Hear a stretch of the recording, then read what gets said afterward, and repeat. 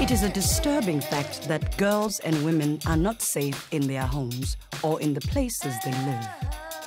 We look at abuse suffered in the home, and we look at other environmental health risks faced around the home.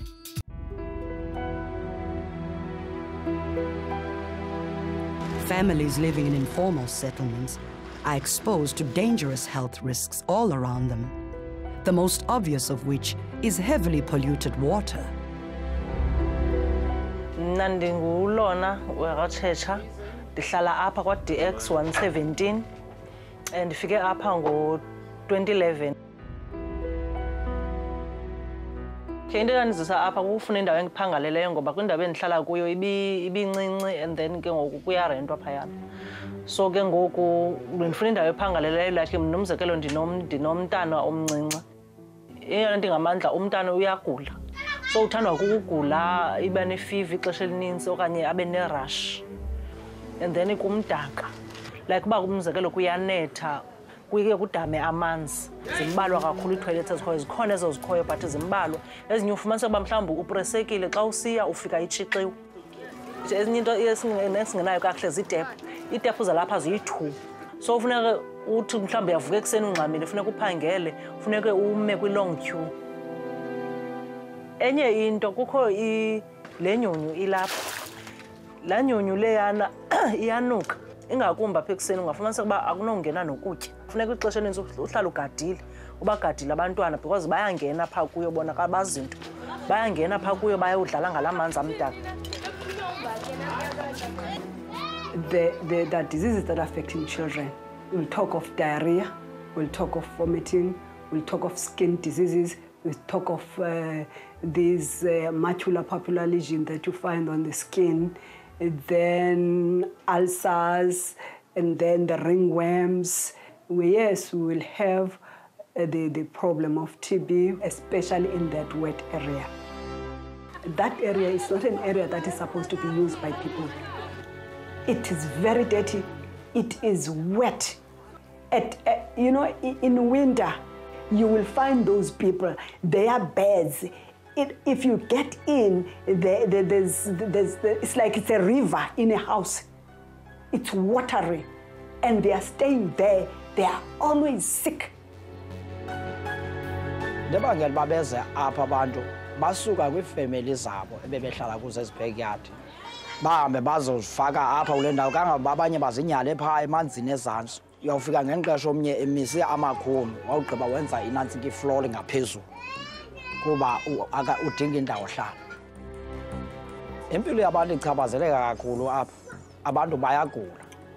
Especially le ndawo le imdaka le ndawo inale inale mifuno. Iyaklinwa kodwa iklineki imdaka. And then nale ndawo ipha ngemva imdaka leyana. So abantu bayachaphazeleka si-TB yonke loo nto zonke izigulo ziyakhawuleza uba affect. When we talk about social determinants of health, we refer to the more upstream determinants of health, i.e. the sort of conditions within which people are born, where they live, where they grow, and where they work and where they die, and how these factors and these exposures influence their health outcomes and their health profile. Some of the social determinants we talk about are the social, environmental, and economical determinants. So from an environmental perspective, we think about access to water, adequate sanitation, and the quality of the air that we breathe, so exposure to air pollution. We also, when we talk about environment, talk about the built environment around us, so the conditions within which we live. This is a very extreme water situation, but not an uncommon one in South Africa, especially in informal settlement areas, which are often built quite close to the low points in the catchment, to wetland areas like this one. So what we have is a stormwater culvert here. This is not a sewage culvert, it's for stormwater that's coming from the township. Behind the shacks in the distance there is the wetland, and right here next to me is the water table of the wetland. And the problem with it is that the wetland is really a natural sponge, a buffer against flooding, and if such a flood happens, and all that needs is an exceptional downpour over a few days, which Cape Town is quite well known for, we could get as much as 30 millimeters in an hour or two, then we're going to see the water table here rising, and which typically does happen, and it will take all the pollution that you can see around here into the surrounding residential area, much to the unhappiness of the residents.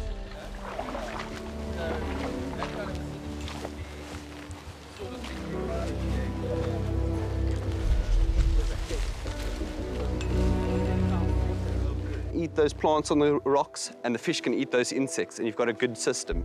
So that's one way, and it's a very simple tool, this. So what we do is we just go down into the system, gonna fill up the tube. See, it's nice and full there. And we're just gonna close it. And if you can have a look at this, how clear do you think it is? So all you're gonna do is you're gonna hold it, and you're gonna pull this disc away, and we're gonna see how clear, what the water clarity is like. Would you like to try?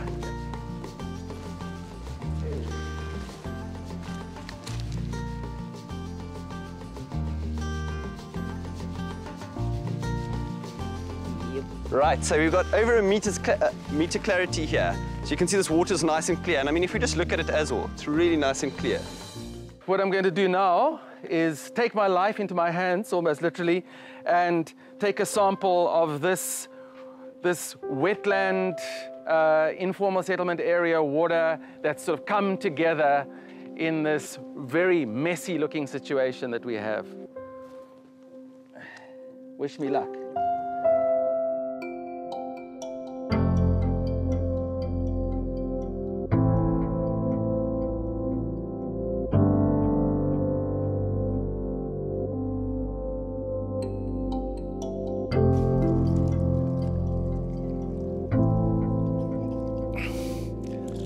And full. We're going to find that this is a big organic mixture. It's going to have some oils from cooking, but it's also going to possibly have some other from servicing cars, and there might be a few other chemicals mixed in as well from washing powders and other detergents. So this is not a healthy mix. I'm not making you a milkshake, but we are going to be looking through there, and can you see anything? No.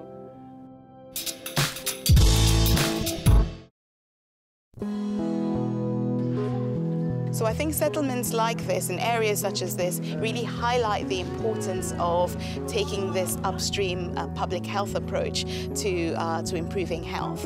And the reason why is because we look at the environment and the houses, there's a lot of overcrowding, so the houses are very close together. A lot of the houses set up are not they're not planned, so they have poor access to water and to sanitation, and we know that poor access to these factors result in or increase your risk of health conditions such as, particularly in vulnerable populations such as children, pregnant women and the elderly, things like diarrhea, things like respiratory tract infections and pneumonias.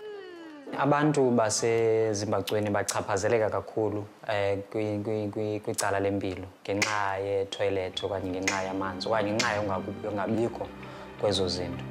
And khona abantwana ke abangenazo indawo zodlala ezi-right baphela sebedlala kwezi toilet nakwezi tap zinamanzi amdaka. So baye bagule. If ujonga i-diarrhea apha eKhayelitsha, Cape Town nase-Western Cape, eyona ibulala abantwana kakhulu abangaphantsi kweminyaka emihlanu ngenxa yezinto ezifana ne-toilet ezingacocekanga.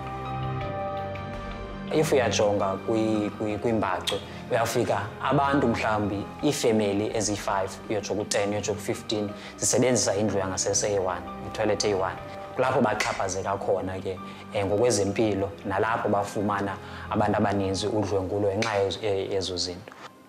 Since kuyanyanzeleka ke ukuba ndiyile etoilet ndiye ndiphume ngoba bumnyama but ke yi-risk esiyithathayo like uba kukho ubungozi apha phandle so ungadibana nomntu mhlawumbi akureyphele kweza toilet siyanyanzeleka uphumile uyile etoilet kodwa ke abantwana bona umntana umbeka epheyilini.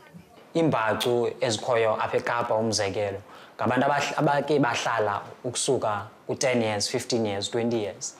Iproblem yokuqala kulapho uba urhulumente usazibona ezindawo azibiza ngoba zitemporary kodwa aba bantu baneminyaka engaka. So zininzi iingxaki eziye zivele ke xa urhulumente ezibona iindawo zitemporary because neenkonzo azizisayo uzisa iinkonzo athi zitemporary akafuni uzisa iinkonzo ezizizo. Andinalo ithemba mna like ndihleli nje kuba ndihleli ndingaze ndibone ngelo xesha xa kuthiwa siyokhela otherwise ke kudala siqhathwa kuthiwe masihambe siyobhalisa sizokwakhelwa izindlu kuthiwe masenze iifotokopi ze-ID kodwa akho nto iye yenzeke mhlawumbi kuye kuthiwe kweza forms nanizizisile siziselwe iripoti kuthiwe kweza forms nanizizisile ithi i-information esibuya nayo akubikho nto eyenzekayo. So andinalo ithemba ndingase ndibone nje ngelo xesha xa kuthiwa siyokhela otherwise ke uqhathwa kudala saqhathwa kuthiwe siza kukhela. Andifili kamandi and andifili kamandi kwangaba abantu bahlala phaa ezantsi besemanzini. Ingase kum umasipala akakhawulezise afune umhlaba basuswe aba bantu kule ndawo and then le ndawo ivalwe total noba ivalwa ngezilabs apha kungaze kuphinde kwakhe kule ndawo because le ndawo ayindawo yohlala abantu.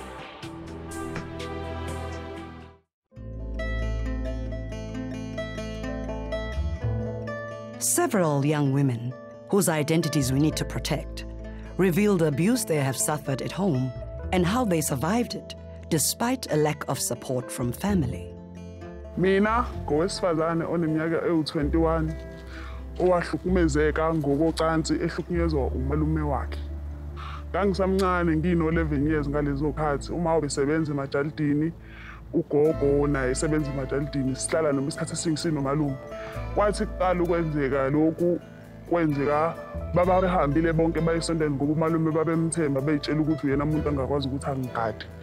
Sahlala kwayisebusuku ngalala umalume wevamise ukuhlala abuka i-TV mase yangiyela yena ngaphakathi. Ayi umalume ke mase ke ayenzeke lento le kokuqala angihlukumezeke ngokocansi oqala.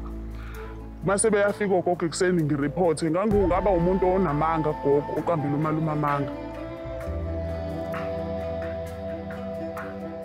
Mina isitori sami ukuthi ngahlukumezeka ngokuqala ngabanjwa umuntu angaphandle kade ngiphuma esikoleni so angibuza ukuthi nginabo nabazali so ngamtshela nginabo wangibuza indawo engihlala kuyona ngamtshela ukuthi ngihlala ko-4 so kwathi sekunjalo wangitshela ukuthi ngizomnika imali engingayinikwa ekhaya. Ngathi mina ngeke ngiyabonga imali yakho ngi-right ngemali. So ngithe mase sengiyale sengizofika kunemizi kunomgaqo wehlayo ungakangeni lo mgaqo wehlayo abeqhamuka seqhamuka nomunye umuntu engingamazi ukuthi umuntu athephi or bayazana noma abantu abanjani so bangibamba bangisa endlini yabo. Indlu nje enganakekile bafike bangifaka khona for 5 days ngahlala khona nalowo muntu so ekhaya bebetshela ukuthi ngizihambele indlela zami. So ngathi ngalolo suku ngibuyela ekhaya kumgqibelo ngafika ngacela ukhiya kamakhelwane ngalala nje kuze kushaye Monday ngaya ke eklinikhi. Dokotela ngibona ngathi ngikhathele ngiyabona nje wangibuza ukuthi inkinga ilaphi ngamchazela ukuthi ngibanjiwe kanje ngareshwa so bangichecka kwabhala istate ngayisho eThuthuzela. Kwacela ugogo kwamela afike khona lapha eThuthuzela. So befika ugogo eThuthuzela bamtshele ke bathi sinenkinga yengane la ithi banjiwe So wena gogo ubuwazi ukuthi ingane ayikho nendlela asho gogo ukuthi ubazi ngibetsho ukuthi ngilele endaweni zami. So bamtshela ukuthi ngibanjiwe. Wathi ugogo yena ayikho leyo nto, mina angibanjwanga, ngazicelela ulana lo baba loyo. Uma sikhuluma nge-rape suke sikhuluma ngokuthi umuntu uye nomunye ocansini ngaphandle kwemvumo yakhe. Umuntu edlonguliwe nje kuhlala kuyisimo esophazamisa umphefumulo womuntu. Kwesisikhathi uthola ukuthi khona lento esibiza ngokuthi i-stress, mhlambe uthola ukuthi ama-stress level akhe aphezulu kakhulu, akakwazi ukukhuluma, uyakhala. So ukungena kwakhe kule center kuwumsebenzi wethu ukuthi lo muntu simnika usizo lokuthi okokuqala masibuka ukuthi usesesimeni sokuthi akakwazi ukukhuluma, fanele simnike ithuba. Sinayo le ndleni indawo igumbi esilibiza ukuthi u-victim friendly, la khona umuntu amesibona ukuthi no usadinga ukuthi athi ukunikwa isikhathi. Uqale ngemva kokushona kwama ngo-2009 bengihamba ngahlala nomalume. Hlala nomalume nge-19 until nge-grade 11 when cousin brother wami came endlini while ngilele and then wangidlwengula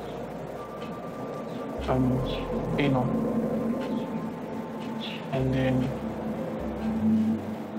2 years after that, first day I'm ever sleeping. I'm not sure ukuthi wayeneminyaka kodwa ngicabanga ukuthi wayela ko-18, 19 kuyaphezulu. Mina I was 6 engiqala ngaleso sikhathi. 6 years ngaze ngana-11 years nje. Lo muntu lo ngangisengiphende ngumfazi wakhe obviously. Yonke le minyaka 6 years to 11 years. So wayesime ngabe ngingayikhuluma nje into enjengale uzongibulala. Yona nje into ayisho ukuthi nje ngizokubulala nje wakhuluma into enjengale. Ungakuli ngizobulala wena mase ngibulala mina. Ngaphinde ngareporta uma watshela ugogo ukuthi naku ngisho into kanje. Ugogo nawe waphinda futhi wangakholwa. Kwaphinda futhi kwenzeka okwesibili sebeye emsebenzini. Ngaphinde ngareporta futhi kuma ukuthi naku kuyenze kuma wathi uyasukumela le ndaba basitshela ukuthi bazosixosha ekhaya ngoba indawo yokuhlala sasingenayo.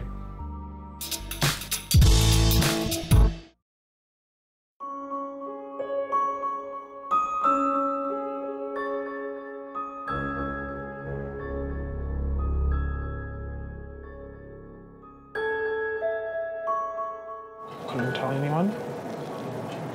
I don't think anyone would believe me because no one wanted to speak to me after that. I was bringing their family down.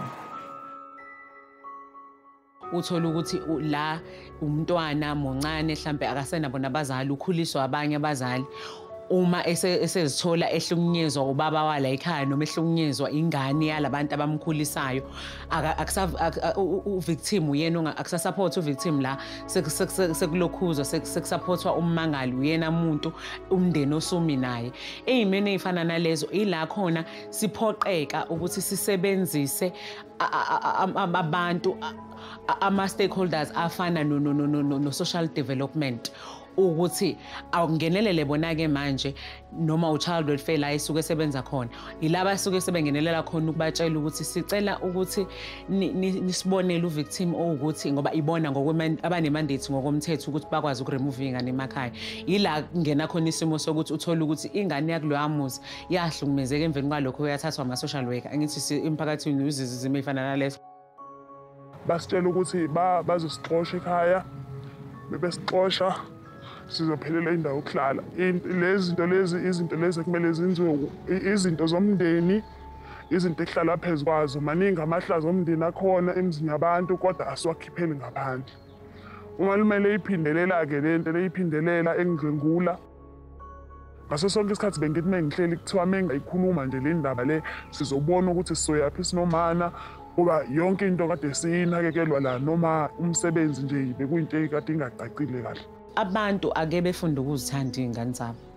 ke sibathande nabantwana ngoba uma udokotela emhlolile umntwana wamthotha umntwana uhlukumezekile yini wena kufanele ungamthembi umntwana ukuthi uhlukumezekile noma ufuna ashintshe igama lo muntu omdlongulile kube kuyilo omdlongulile ngempela yakhulunywa nje ngomndeni bakhipha 1.8 ukuthi kuthenga imbuzi yokugeza umuzi so nje mina kodwa bengakadluli lapho noma ikhiphiwe leyo mbuzi leyo mali yembuzi leyo bakhuluma nje ngomndeni still mina ngeke izisuke leya pain ngeke kuze kusuke loba mzima lokwendlule ebona ngaleso sikhathi ngangakabi na choice ngangithi ngizolalela abantu abadala kona kwangiphatha kabi kodwa futhi ayikho enye indlela futhi ababengenza ngayo wabona babethelelana amazwi njengomndeni babengebeze basuse kodwa futhi isimo engidlule kusona empilweni yami noma futhi ingane ulalela kwesisikhathi kwa statement sengane sizokutshela nje ukuthi ngimtshelile uanti nansi impendulo akanginike yona uthe angithule angingayikhulumi lento uzongishaya uzongenza 1 no 2 no 3 ubuka ukuthi isimo ubuka ukuthi vele nje inhlala kahle yalengane isekho sekusho ukuthi ukuze leli cala liqhubeke lifike kahle naye aqhubeke abe nempilo umntwana kudinga suswe manje siwe children's home nje ubani engakwazi ukuthi ngikhulume naye ngalento isesikoleni bonke abantu ngathi babuka mina uyabo nje ngangisenkingeni nje enkulu ziningi nokuthi nje why ngiphila why nginganabo abazali uma wami she's away ubaba wami he's away so kwenzakalani ngempilo yami imbuzo njengale imbuzo ngangibuza yona I have myself, I have no one else. I can't trust anyone. It's not easy to trust anyone. After what my family did to me, I have no one. Akekho umuntu owenzeka into ebuhlungu akayikhohlwayo. Uyikhohlwa ngoba ngalenkathi elokho ekhuluma ngayo iyaphuma kuyena azagcine ngempela esephilile emqondweni esekwazi ukuphila impilo efana neyabanye. Also, I'd like to get it, but then from my experience, I'm a psychologist. I don't think I would want to go that far ever again because for me, I feel as if they're playing your feelings. They're trying to make you open up scars that you already, you've tried to heal on your own. So now how can you heal that? Because it's unhealable. I can't heal from being raped. Balekile umzali ukuthi wazi ingane yakho. Uyiqikelele ingane yakho, ubheke, uwazi ukuthi imingabe inje ihappy, imingabe inje ayikho happy, mengabe nje kunje kusuke khona into emphathe kabi. Ngempela uyenzile lento noma akayenzanga yini. Balekile ukuthi mengabe umzali noma ngabe ingane yomfana noma ngabe ingane yentombazane, balekile ukuthi nje uyilandele noma engasiphi isikhathi. Zama ukuthi uyibheke uyiqaphele. Uyazi. Siyacela ukuthi abantu abathanda ingane ngoba uma uyithanda ingane yakho uzokwazi ukuthi ukhande indawo ephephile yayo la sina inkinga ukuthi indawo esikuyo uthola ukuthi inendawo eziningi zokucima ukoma nendawo zobumnandi sinomama abakwazi ukuthi umama ashiye ingane ngolesihlanu azabuye ngomsombuluko akazazi nokuthi izinakekele ubale zongane lokho kwenza ukuthi loya muntu lesasigebengu esimaziyo lo mama ukuthi uhlale eshiye ingane ezinganakekelwa sithola ithuba lokuthi sihambe siyohlukumeza umntwana.